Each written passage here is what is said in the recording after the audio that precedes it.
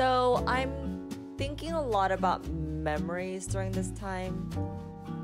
I think holidays are just weird. It's a weird time. I know it's supposed to feel joyous, celebratory, and all about family. And maybe that's what it is. I think so much tied to love and family. And most of us have a really weird relationship with both love and family.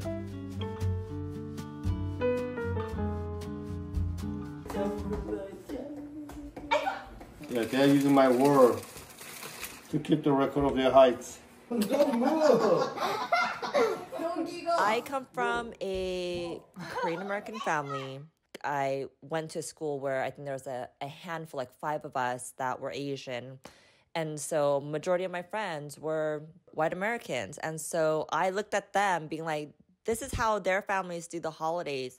They have the turkey. They have the Christmas tree. They go caroling. I don't know.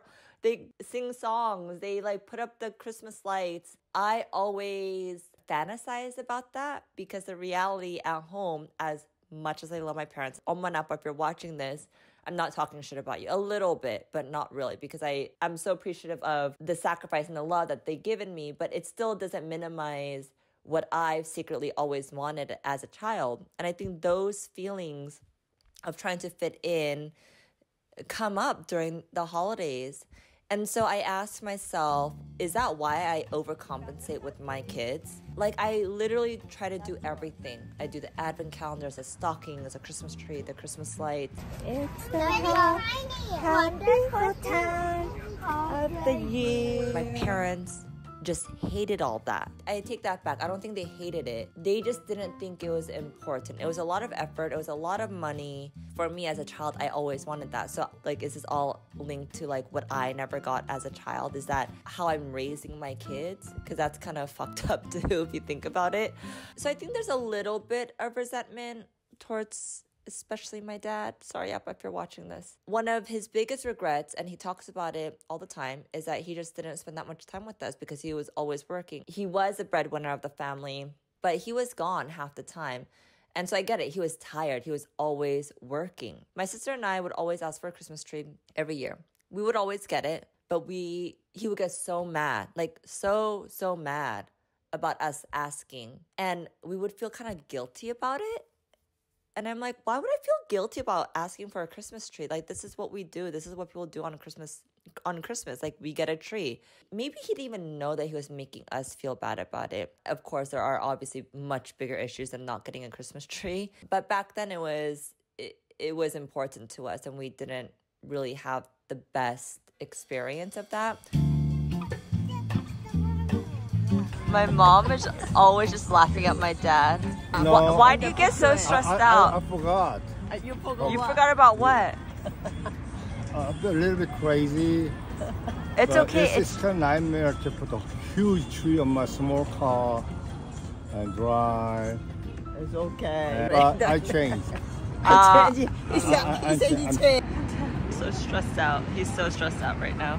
Okay, this car doesn't have a rack. How stressed are you on a scale of 1 to 10 of getting us a Christmas tree? Right now, it's okay. It's about 8. Still. He's never out of 1.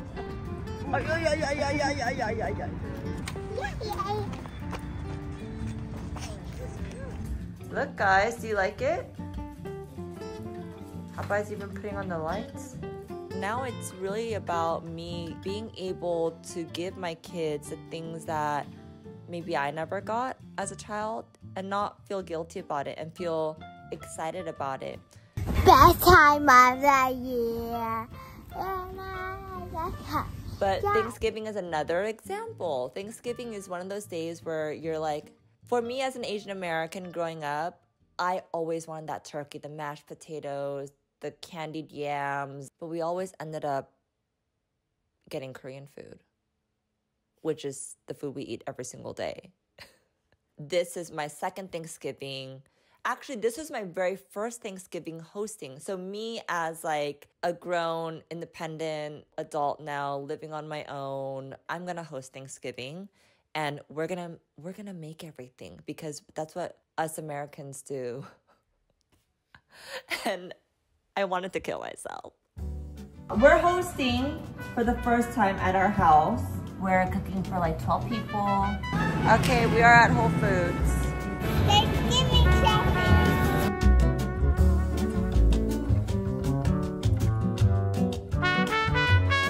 How did we do, guys? Good. We did really good. I think we got everything that we needed. It took us like so long. I wanted to make sure that I had like one thing that we do every season. I was always kind of like jealous. I always wanted to be that family that had that one thing that they do every holiday. And I thought it was gonna be pumpkin pie because Chloe loves pumpkin pie. I love pumpkin pie. That's gonna be our thing. And of course, pumpkin pie is so hard to make. We're making a pumpkin pie for all of our guests today.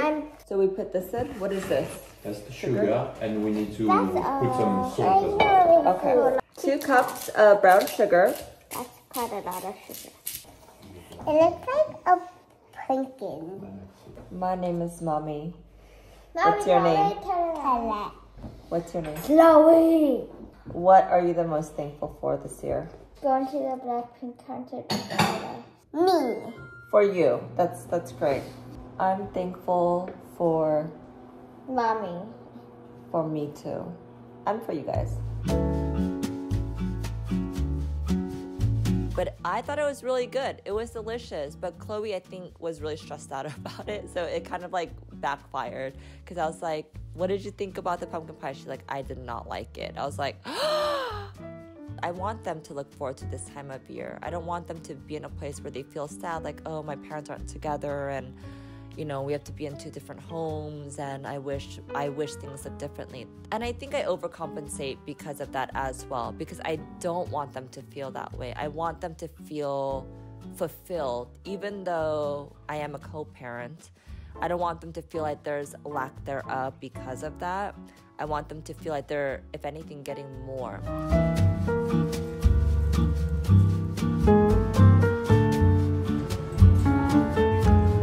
Okay, what did you find? What do you like? This. It's too small. I think you need to size up. She's just growing so fast. She's just so freaking tall. She's almost as tall as my mom now. All of her pants like go under her knee now. So we did a little shopping at Zara. And I have to say, her style and her taste, they're like, it's getting a little bit more elevated. We graduated from the princess pink tutus, rainbow glitters. She's like, I want black jeans. And I want that like faux fur coat thing. And I was like, okay girl, can I borrow it? Colette, on the other hand, she has a little bit of like a quirky taste, but she loves color, and I think it really matches her personality. So she picked out like this red little corduroy velvety jumpsuit, like one-piece jumper, which I thought was super cute. Chloe, from what I can see now, and I understand that kids change all the time, Chloe is a little more sporty and cool, and Colette is very girly and feminine as of now. I never try to impose what I like on them. Whatever they're feeling at the moment, I will never be like, you need to go change, that doesn't match. Like if that's what they're feeling, that's what they're feeling. So that's something that I've learned as a parent. Another thing I'm really proud of, Chloe loves reading, like loves it. Yeah.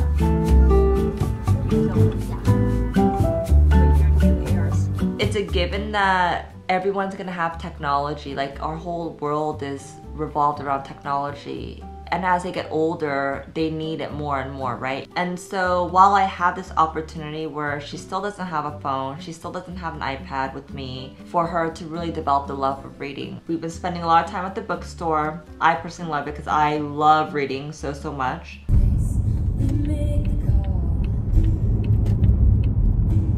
I also think holidays is really about traditions. So one of the things that we've been doing, and this is not really a holiday tradition, but this is something that I incorporated into my life because it's a really hard time for me. And the hard time is the drop off, right? The drop off, transitioning from one home to the other. So the girls are with me for a week. We have an incredible week, spending lots of time together. And then I have to drop them off at their dad's. And there's always that weird, bittersweet feeling. So it's really about how do I take this weird feeling and turning it into a positive. I said, why don't we wake up earlier, like maybe 20 minutes earlier, the days that we say goodbye, and we make it into something that we really look forward to. They love getting coffee with mom. So we do a little trip to the coffee shop in the morning. They get their hot cocoa and the croissant. We share about our favorite moments from the week and the things that we did, and we kind of talk about just all the fun stuff that we did together. Hey guys, I'm gonna miss you. A little or a lot? You said a little? And that is our new tradition before we make that transition to, you know, the other home. It's something that they look forward to. So instead of being like sad that morning, it's like, oh my God, we're gonna go get coffee, we're gonna have breakfast in the car before school. That's something that I'm trying to do with my life in general now is, okay, let's think of something that may feel funny and weird, like the holidays, and let's turn it around and make it into something fun and positive. Better not cry, better not cry, I'm telling you why. Santa Claus is coming to town.